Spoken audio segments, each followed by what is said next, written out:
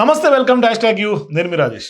Tollywood film corporation chairman అయిన తర్వాత దిల్ రాజు వరుసగా వివాదాల్లోకి అట్లాగే వివాదాస్పద వ్యాఖ్యలు చేస్తూ నిత్యం వార్తల్లో నిలుస్తూ ఉన్నారు. ఈ నేపథ్యంలో తాజాగా చేసినటువంటి వ్యాఖ్య ఏంటంటే, ఆయన ప్రొడ్యూసర్ కూడా కాబట్టి ఆయనకు తెలుసు సాధక బాధకాలు ఏంటని. ఈ నేపథ్యంలోనే ఆయన చేసినటువంటి వ్యాఖ్య ఏంటంటే, హీరోలు కేవలం అంటే లాభ నష్టాల ఆధారితంగానే వాళ్ళు షేర్ తీసుకోవాలి, కానీ సినిమాలో లాభాలు నష్టాల్లో రెన్యూమరేషన్లు కట్ చేసుకోవాలి.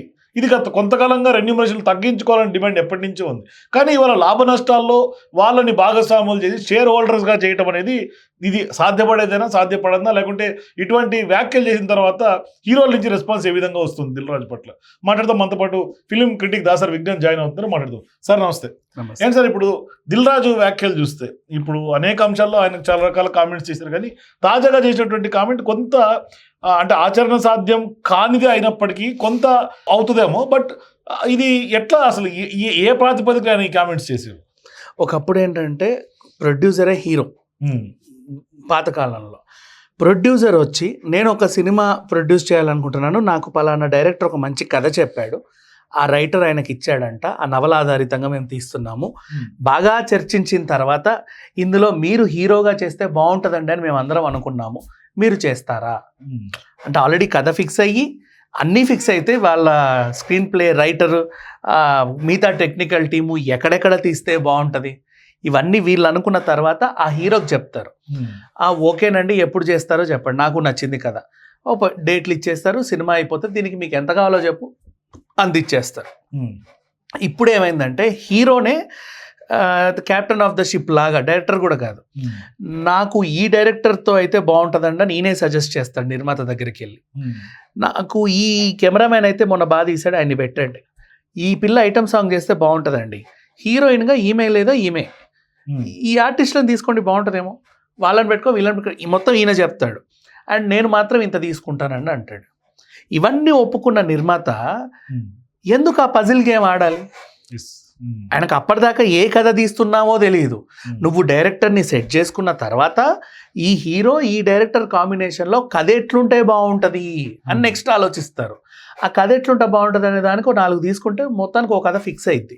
ఈ కథ ఫిక్స్ అయిన తర్వాత మొత్తం హీరో చుట్టూ ఎలా తిప్పాలి అని ఉంటుంది దాన్ని, ఆ టెలివిజన్ మొత్తం అడుగు తీసి అడిగేస్తే hero hero hero hero hero, మధ్యలో 2 సాంగ్లకు ఓ పిల్ల వస్తుంది, అటు ఇటు ఎగిరి గంతేసి వెళ్ళిపోద్ది, ఓ ఐటమ్ సాంగ్, ఒక పేరున్న వీళ్ళని ఇట్లా మలుస్తున్నారు. సో ఇప్పుడు బేసిక్గా అనుకున్న కథ ఏం లేదు, అంతే కదా.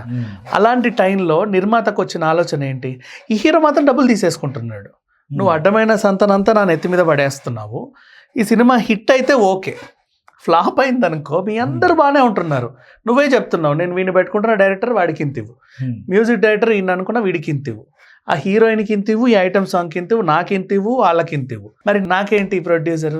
ఒకవేళ హిట్ అయితే డబ్బులు వస్తాయి, ఫ్లాపా మొత్తం ప్రొడ్యూసరే లాస్, మిగతా వాళ్ళందరూ బాగానే ఉంటారు, వీళ్ళందరూ మళ్ళీ నెక్స్ట్ ఇంకో సినిమాకి వెళ్ళిపోతారు, ఈ ప్రొడ్యూసర్కి ఇంకో సినిమా ఉండదు, అయితే ఇంటికి లేకపోతే ఫ్యాన్కి, అంతకుమించి ఇంకేం ఉండదు వాడికి ఆప్షన్.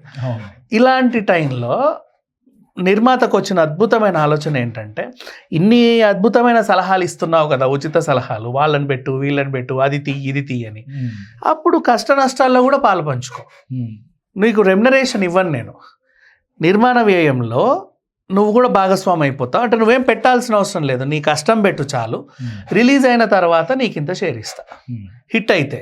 ఫ్లాప్ అయితే నా ఏడుపు ఎలా ఉంటుందో నువ్వు కూడా అలాగే ఏడు.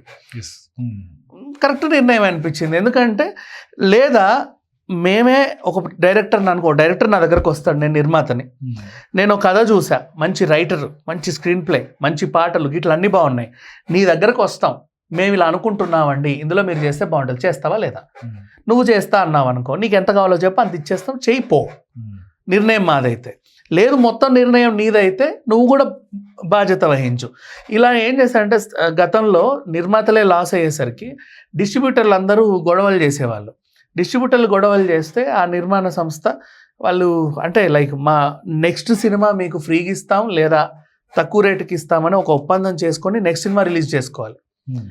పూరి సినిమా అలాగే అయింది. లైగర్కి నష్టాలు వచ్చిన తర్వాత నెక్స్ట్ ఇస్మార్ట్ శంకర్ హిట్ అయింది, కానీ పూరికి ఏం రాలా. ఎందుకంటే ఆల్రెడీ వాళ్ళందరికీ ఈ సినిమాని దారదత్తం చేశాడు, అలా వాళ్ళందరూ బాగుపడ్డారు, ఈయనకు అలాగే ఉండింది. ఇది ఈయననే కాదు, గతంలో చాలా మంది, కొంతమంది హీరోలు ఏంటంటే రెమ్యునరేషన్ తిరిగి ఇచ్చేస్తారు ప్రొడ్యూసర్కి. అలా విజయ్ దేవరకొండ కూడా చేశాడు. చాలా మంది చేస్తారు ఇలా, బట్ అరుదుగా ఉంటారు. కొంతమంది ఏంటంటే నా సినిమా నా డబ్బులు నాకు ఇచ్చేయి, నువ్వు ఎట్ట చేస్తావో అట్ట సావు, మాకు అనవసరం అంటారు. ఈ హీరో ఏంటంటే ఈ డైరెక్టర్తోనే చేస్తా అని పట్టుపడతారు. మరి నువ్వు అంత ఇదిగా ఆయన కావాలనుకున్నప్పుడు వాడు బాధిస్తాడో బాధేయడో మాకు తెలియదు కదా. నిర్మాణంలో కూడా భాగం అవ్వండి, తప్పే ఉంది. నిర్మాణంలో భాగం అంటే మిమ్మల్ని డబ్బులు పెట్టమని వాడు అడగట్లా, మీరు ఫ్రీగా చేయండి. అయిన తర్వాత నిజంగా మీరు అనుకున్నంత అద్భుతంగా వస్తే ఇస్తా, తీసుకో, ఎంత కావాలో అంత తీసేసుకో. లేదు నష్టం వచ్చిందా నా నెత్తి మీద తడిగుంటే నీ నెత్తి మీద కూడా వేసుకో. ఇది మంచి నిర్ణయం, బాగుంది. థ్యాంక్ యూ అండి. సో ఇది ఖచ్చితంగా మీరు కూడా దిల్ రాజు వ్యాఖ్యల పట్ల మీ అభిప్రాయాల కింద కామెంట్స్ తెలియజేయండి. For more videos please watch #.